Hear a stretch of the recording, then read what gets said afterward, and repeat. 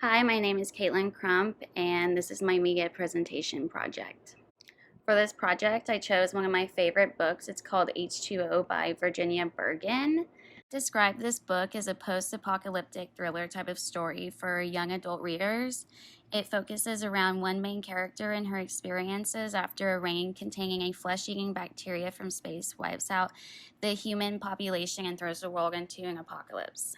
So now I'll read the quote that I included on the slide just to give a description from the book of what the rain did, I guess. So, when the rain touches human skin, there are a few moments when nothing happens, when perhaps you might even think that you will be okay. Then it starts, a rash that burns so bad you want to scratch the skin from your own body. Do that and you won't be able to stop yourself, and you're just helping it along. It starts to chow down into your flesh. It doesn't care about the pain if it gets snarled up around your nerve endings. It's very aggressive. It attacks anything in its path. It is up for a fight. It is determined to get what it wants, and what it wants is to burrow way into your veins, into your arteries, and into your blood.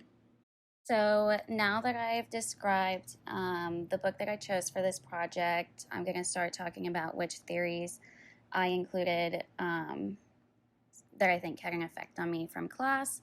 So to start off is the cultivation theory. And just an overview of this theory is that repeated exposure to certain themes in media can cause a person to believe that the world is how it was depicted in the media, and this can create a false sense of fear from thinking the world is more dangerous than it actually is. The cultivation theory is most commonly focused on the effects of television, but I think the book cultivated my view of things in a way and created a false sense of fear, just like television does for other people, like the theory states. And my source for this slide is just from a little article I found describing what the cultivation theory was. I included the cultivation theory that we discussed in class because the book I read caused me to be subconsciously, but kind of like on the cusp of subconscious and conscious, subconsciously scared of it raining, and that it wasn't far-fetched that at any time the rain could contain a killer chemical or a killer bug, just like it did in the book. And after reading the book, I started researching how to be prepared for any type of apocalypse, and I made a list of things to stock up on. So the book cultivated me to have this fear that wasn't actually valid, just like the cultivation theory states. I just wanted to include like something funny, which was the list that part of the list that I put together of the things that were essential and that I started stocking up on, which were water, painkillers, alcohol swab solutions, medical ointments, non-perishables, matches, lighters, soaps, seeds for like planting things, toilet paper, battery, masks, and tarps, and then there were some other things that I just left off. All right, well, for the project, I know we only had to do one theory from class, but I decided to do two because the first one kind of played into the second one. So that is the spiral of silence theory. And I've got this from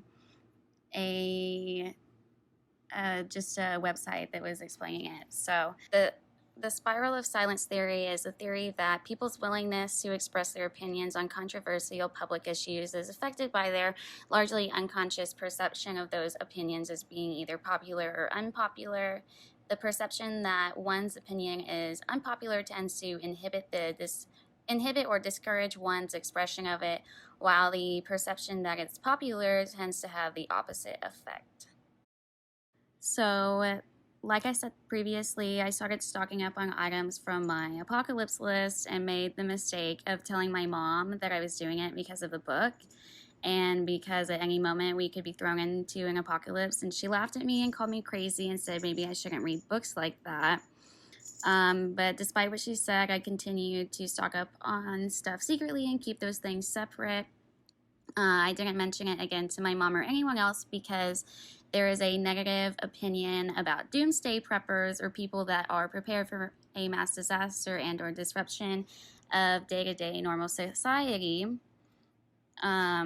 me not telling anyone about this is why I included the spiral of silence theory, because it's not popular to be, I guess, a doomsday prepper like I semi was, and I didn't want to be made fun of or ostracized if anyone called out, just like how my mom called me crazy. Yeah. So just to wrap up the project, um, it was actually kind of funny because I started prepping in like late December, early January, and then a couple months later, the pandemic happened because of COVID-19, and the shelves of the grocery stores were completely wiped out. But because I had gotten scared earlier and started stocking up, my family wasn't really affected by it because I had these items already, which is kind of the point. And I do think that people have been, I guess, like the people that weren't prepped are kind of wishing that they were preppers after the pandemic happened, but I still don't think that public opinion is like, yes, we love preppers. So I still won't be really telling anybody that.